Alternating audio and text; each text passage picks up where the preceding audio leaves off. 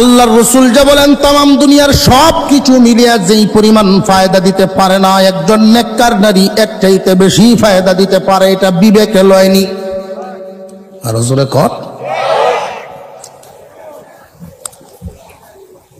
পক্ষান্তরে একজন মানুষের যদি तमाम দুনিয়ার সবকিছুই আছে কিন্তু বিবি বালানা ফিতনাবাজ নারী তার জীবনে ঘটছে, এর জিন্দেগি তামা তামা।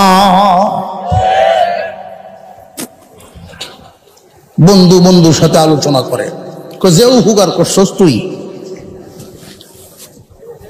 যেও হুগারটা করছস, আহা এটা বলার মতো না। কোন দিনের শত্রুতা মাসি, কোন দিনের জিদ মিটাইছস, এরকম এক সাথী বাউ ঘুরে দিছস, একটু ঘুমাইলেও জ্বালা, বাইরে থাকলেও জ্বালা, ঘরে গেলেও জ্বালা, কি যন্ত্রণা এনে দিছস তুই আমার বড়। তেমন সংসার আছে না নাই? আমরা মুসলমান, আল্লাহ আমাদেরকে সর্বক্ষেত্রে বিধিবিধান দিয়েছেন। কোন একটা পরিবার, মুসলিম পরিবার কোরআনের বিধান মানিয়া যদি চলে তাহলে এই সংসারে সুখ শান্তি বিরাজ করবে। আমার পরে যিনি অপেক্ষায় আছেন আলোচনা করবেন আপনাদের সামনে, অনেক বড় মানের ব্যক্তি, বলেন না আলহামদুলিল্লাহ, শেখুল হাদিস মুফতি আব্দুল বাতিন কাসিমি সাহেব দামাত বরকাতুহুল আলিয়া। এক এক কথা পাহাড়ের মতো ওজন। এটা আমাদের জন্য নিয়ামত, আমাদের জন্য কি নিয়ামত। আমি আপনাদের স্থানীয় মানুষ, এক মাহফিলে দেখা না হইলে আরেকটা তুলব, দোয়া নেওয়ার জন্য বলছি। হুজুর আসলেই আমি বিদায়। হুজুর একটু খানা খাচ্ছেন, খেয়ে আসতে যতক্ষণ লাগে, এই জন্য আমি বিস্তারিত আলোচনা করতে পারবো না। যে বিষয়টা ভাবছি এটা একটু লম্বা হয়ে যায়। পারিবারিকভাবে একটা পরিবার কোন আমল করলে পরে, কোন সিফত, স্বামীর কি করণীয়, স্ত্রীর কি করণীয়, কি কি দায়িত্ব পালন করলে পরে সংসারটা জান্নাতের বাগান হবে, এটা আল্লাহ বিধান বলে দিয়েছে। স্বামী স্ত্রীতে যদি ঝগড়া দেখা দেয়, এই ঝগড়া কেমনে মিটাইব, এই কথাও আল্লাহ বলে দিয়েছে। প্রথমেই 1 2 3 মেরে দেন না, মারুই আছে না নাই? তালাক সুন্নত তরিকার তালাক আছে, বেদাতি তালাক আছে, হারাম তালাক আছে। আমি মাঝে মাঝে ভাবি উম্মতে মুহাম্মাদি, আমরা মুসলমান, সুন্নত তরিকায় তালাক দেয় না, বেদাত তরিকায় বেশি দেয়, বেদাত তরিকায়।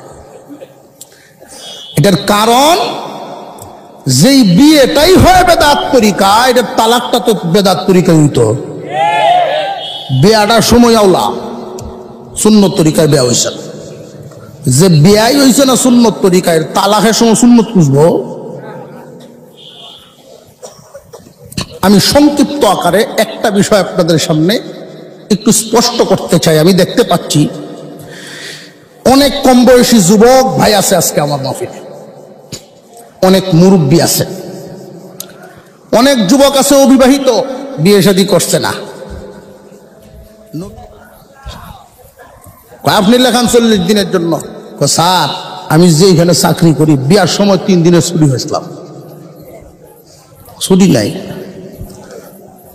মনে তো চায় স্যার, এটা বাড়তি কথাটি কইতাছে, যাওনের কিন্তু এর নিয়ত নাই। স্যার মনে চায়, ছুটি নাই। এমনি তাবলিগ জামাতার আমির সাহেব বলে, যদি ছুটি হয় তে যাইবা, যাব। ছুটি যদি হয়, হ্যাঁ তো জানে ছুটি হইতো না। অফিসের নাম ঠিকানা রাখছে, পরের দিন সকাল 10টায় আমির সাহেব আরো 3 জন সাথী লয়ে অভিযোগে হাজির। কয় আপনারা এই পর্যন্ত এসে পড়ছেন? কয় আপনার ছুটি লাগতো না, আপনার ছুটি তো মঞ্জুর করতে হইব। কয় যান, উপরের তালাত বস আছে, হুজুর দেখলেই গুসা হয়, এরকম এক লোক বস আছে, যাই। সেইখানে গেছে, গিয়া দেখেন সিগারেট খায়, তাও আবার অতন লম্বা সিগারেট, আবার একটা প্লাস্টিকের ইয়ার ভিতরে বসছে, নিরীক্ষিতা তা জানি নল, হেডের ভিতরে বইয়া দেড় হাত লম্বা বইয়া খায়। যেই হুজুর দেখছে তো আছে, হুজুর আপনারা এই অফিসে ঘটনা কি? ভাই আপনারা চিল্লাত নিতে মানছি, ভাই আমারে আপনারে কই এত বড় একটা অফিস আমি চালাই, আমি গেলে এটা কিভাবে চলবো? আমি সব বলেন আপনি মরলে কিভাবে চলবো? আপনি মইরা দেখেন এক সেকেন্ডও থামতো না, তার গতিতে সে চলব। যে যেই পদে আছেন ব্যবসার গতিতে কেউ বৈশা ভাবে আমি না থাকলে ব্যবসা কে চালাইব। প্রত্যেকেই যার যার অবস্থানে তাইকা এটা ভাবে আমি না থাকলে কেমনে চলবো। তুমি না তাইকা দেখো, একটু আড়াল হইয়া দেখো কেমনে চলে। একটু সেকেন্ডের জন্য থামবে না, যার যার গতিতেই চলো মা। বুঝায় বাজায় না হুজুর আমার যেমন যেত না হুজুর, হ্যাঁ দর্শে খুব ভালো হয়ে যায়। অবশেষে আপনি যদি নাই যান আপনার অ্যাসিস্ট্যান্টরে দিয়ে দিন, কোহেডারে নিয়ে যান গিয়া বাবুই জানি। হ্যাঁ ৪৫ দিনের ছুটি মঞ্জুর করিয়া কাগজ স্বাক্ষর দিয়ে দিয়ে দিছে, শিলবারে নেন। নিচতলা তাইয়া এই কাগজ টেবিলের উঠে পালছে, লয়ে যায়। সে আশ্চর্য, ৪৫ দিনের ছুটি, তাও আবার এই ফ্যাক্টরির থেকে। বাসায় গিয়া বলেন বিবি রে বুঝে ফেলেছি, এটা তো আর দোয়া কবুল হয়ে গেছে, মহান আল্লাহ আমারে হেদায়েতের দিকে নিয়ে যাইব।